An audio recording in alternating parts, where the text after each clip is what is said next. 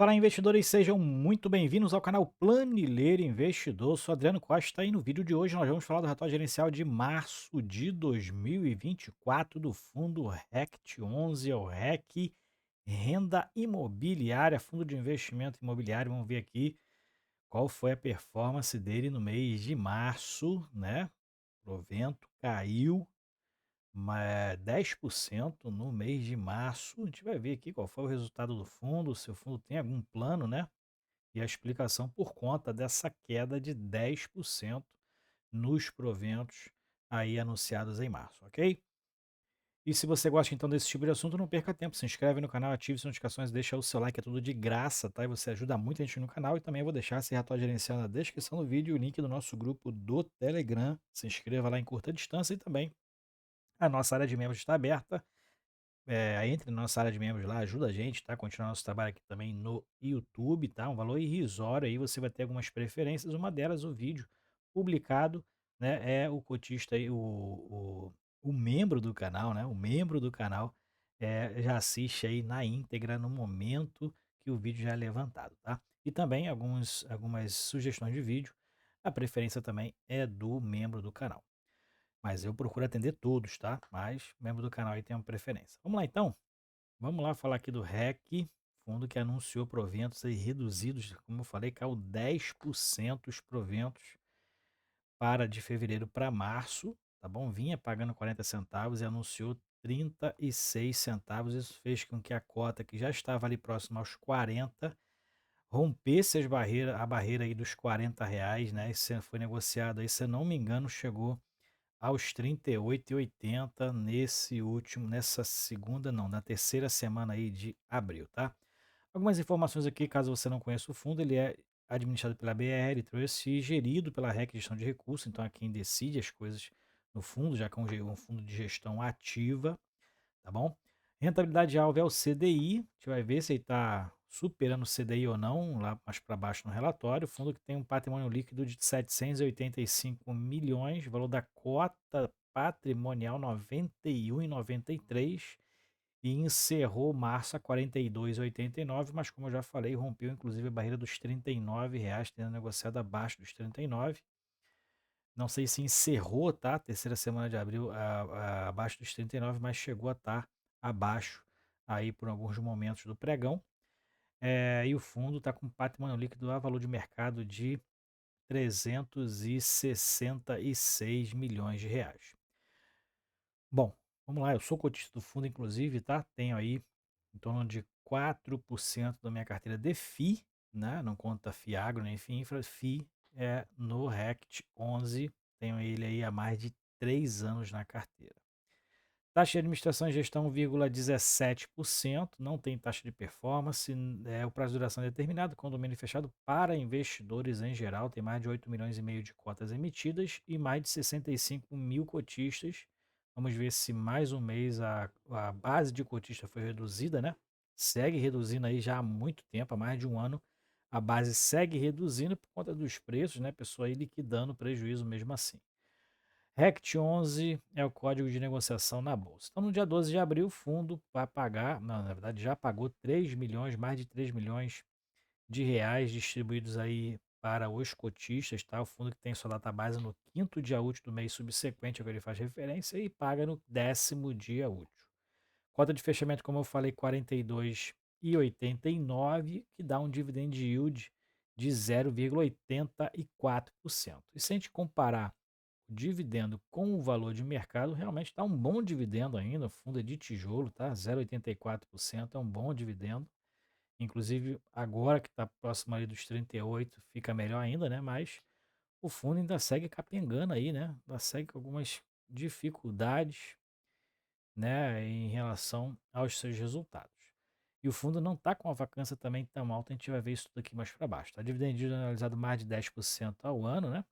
O que dá equivalente aí a 119% do CDI líquido, né? Líquido de tributo. Então a gente vê que é um bom dividendo mesmo assim. Resultado dos últimos 12 meses, o fundo distribuiu R$ 4,90 E também a gente verifica aqui que o fundo na cota 100, né, entre maio de 19, quando surgiu o fundo, a março de 2024, distribuiu uma acumulada de 35,4% com base na cota 100. Esse é o que o fundo distribuiu na sua existência, né, o percentual de proventos. Aqui são os vídeos, né, informativos ali, de prospecção, inclusive, dos imóveis que o fundo tem na carteira, né, o portfólio. Então aí você pode ver aí o vídeo, né, baixar o relatório, o link está disponível. São belos imóveis, né? Aqui ele fala da nova locação no Parque Cidade. Então o fundo locou aí um conjunto 804, né, no Parque Nova Cidade em 4 de março, mas no mês de abril já anunciou aí uma rescisão, né, que diminuiu um pouquinho também aumentou um pouquinho a vacância, né, diminuiu a ocupação. E nova locação também no Parque Cidade, lá em Brasília, né, os dois imóveis então com locações.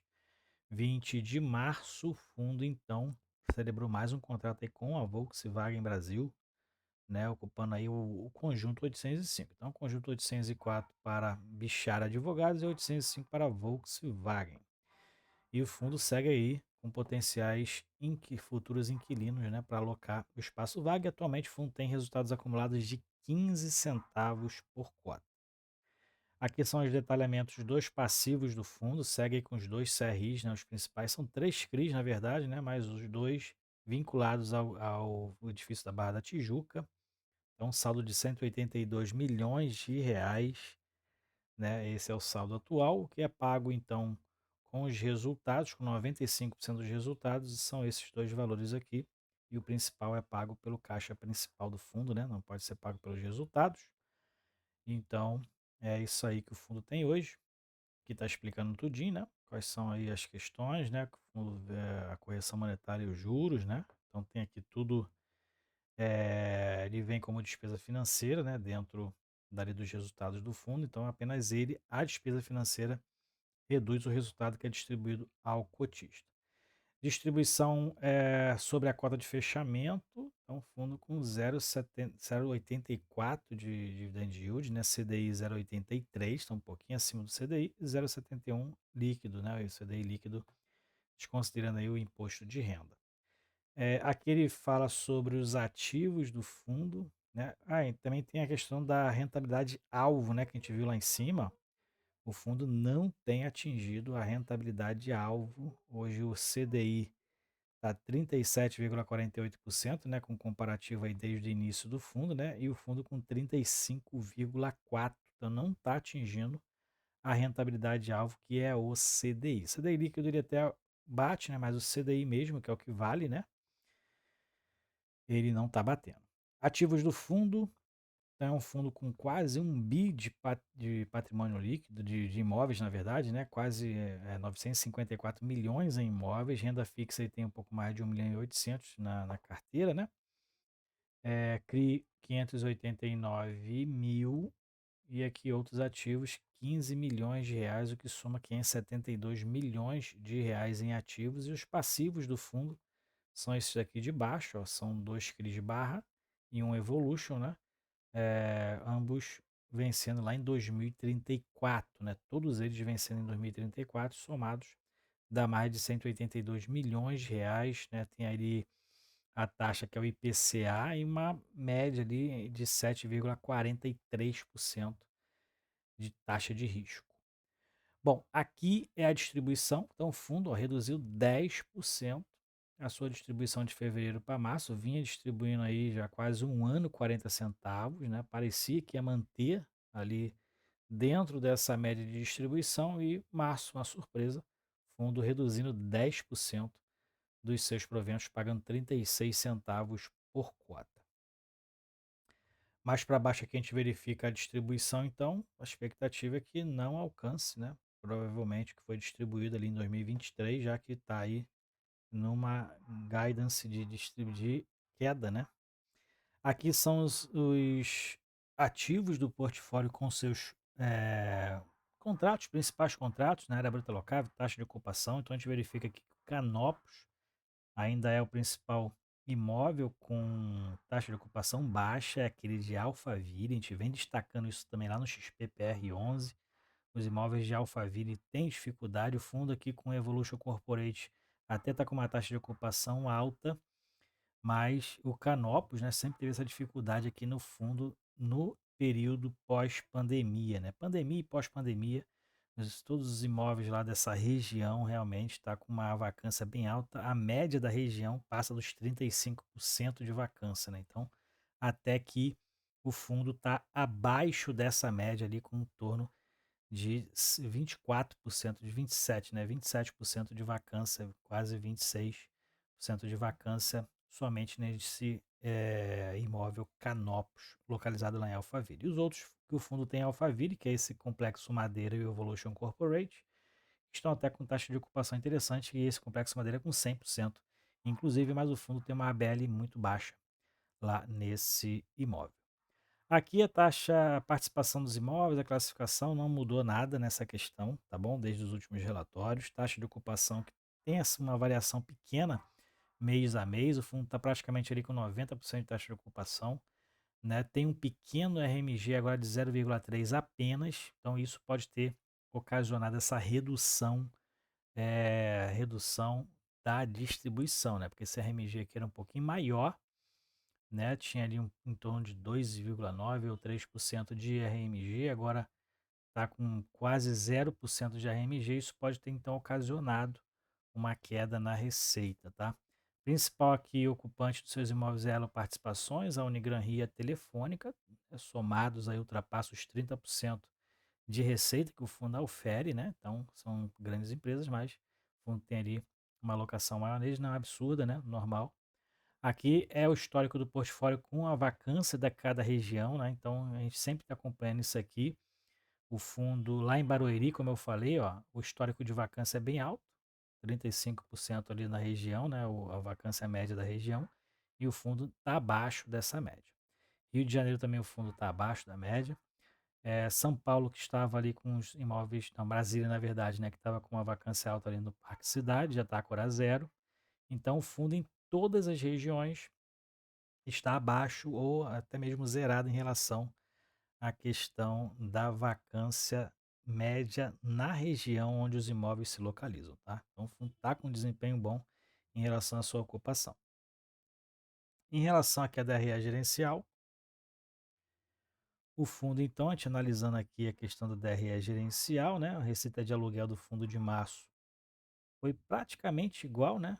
A de fevereiro, não teve tanta relevância sim essa redução, mas teve redução, já que o fundo está ali com uma expectativa de receita de 6 milhões que não chega nunca, né? Receita de aluguel, a gente vai ver até esse gráfico para baixo, eu estou vendo mais de um ano a expectativa do fundo chegar a 6 milhões de receita, mas esses 10% de vacância ainda impede do fundo chegar nessa receita potencial, né? De mais de 6 milhões, né? Acho que ele só vai alcançar realmente quando ele chegar próximo aos 100% de ocupação no portfólio. Na multa rescisória, teve um pouquinho de recebimento de multa rescisória, né? Teve aqui despesas financeiras com propriedade, que foi bem alto. Ó, acho que isso aqui justifica, então, a redução aqui no resultado, né? A receita financeira que aumentou em R$ 500 mil. Não vi nenhuma justificativa pelo fundo, né? Não vi. Se você viu, compartilhe com a gente nos comentários, mas aumentou bastante aqui. De fevereiro para março, a questão das receitas financeiras, né? Foi um pouquinho alta aqui em janeiro, mas essa aqui também ultrapassou o que o fundo vinha pagando, né? Ele fez uma negociação com os credores para poder reduzir, só se provavelmente, né, essa redução aí pode ter expirado, e o fundo então voltou a pagar acima dos 2,2 milhões de despesa financeira. Resultado com propriedades foi então de 3,1 milhões, o fundo teve um lucro líquido pelo regime de competência de 2,5 milhões e pelo regime de caixa foi de 3,3 milhões. O fundo distribuiu 3 milhões, quase 3,1 milhões, né? O que deu aí então 36 centavos por cota. Acabou acumulando um pouquinho aqui de resultado, né? Teve aí, mas quando a gente pega acumulado de 12 meses, né? O fundo distribuiu mais do que auferiu de resultado, aqui em torno de R$ 500 mil. Então, o fundo aí, então, fazendo um acúmulo para equilibrar o caixa, né? Então, isso aí, então, essa despesas financeiras provavelmente foi o que ocasionou essa redução de 10% nos resultados do fundo. Isso aqui é a receita potencial que eu falei, ó, é a receita potencial se o fundo tiver ali com 100% de ocupação, né? Eu acho que isso só vai alcançar nesses casos de 100% de ocupação. Aqui é o portfólio do fundo, né? Tem alguns vídeos, então você pode baixar, ver as características de cada imóvel, tá? O fundo tem participações integrais e parciais neles. São belos imóveis, bem localizados, inclusive, né? Só que o fundo vem aí lutando, né, com essa questão de ocupação desde o início da pandemia. Conseguiu sobreviver, mas ainda está em fase de recuperação. E mais um mês a quantidade de cotistas reduz, ó, aqui embaixo, reduziu mais um mês a quantidade de cotistas, agora próximo aos 65 mil, abaixou mais 1.000 cotistas aí de fevereiro para março. E o volume negociado foi um pouco mais de 10,5 milhões, né, que dá uma média diária de mais do que 500 mil reais. E o que a gente verifica é que a faixa de negociação aqui teve uma variação, né, de 5% aproximadamente, e o fundo então ultrapassou a barreira negativa, né, para baixo dos R$ 40 depois do anúncio desses proventos. Ok? Então é isso aí. A atualização do fundo RECT 11, 10% de redução nos seus proventos, provavelmente porque não tem as justificativas aqui dentro do relatório, mas provavelmente pela alta da despesa financeira aí em março, que reduziu os seus resultados, ok? É isso aí então. Se você gostou do vídeo, deixe o seu like, se inscreva no canal, tá bom? Não deixe de compartilhar esse vídeo com outras pessoas também. Até o próximo vídeo. Fique com Deus. Tchau, tchau.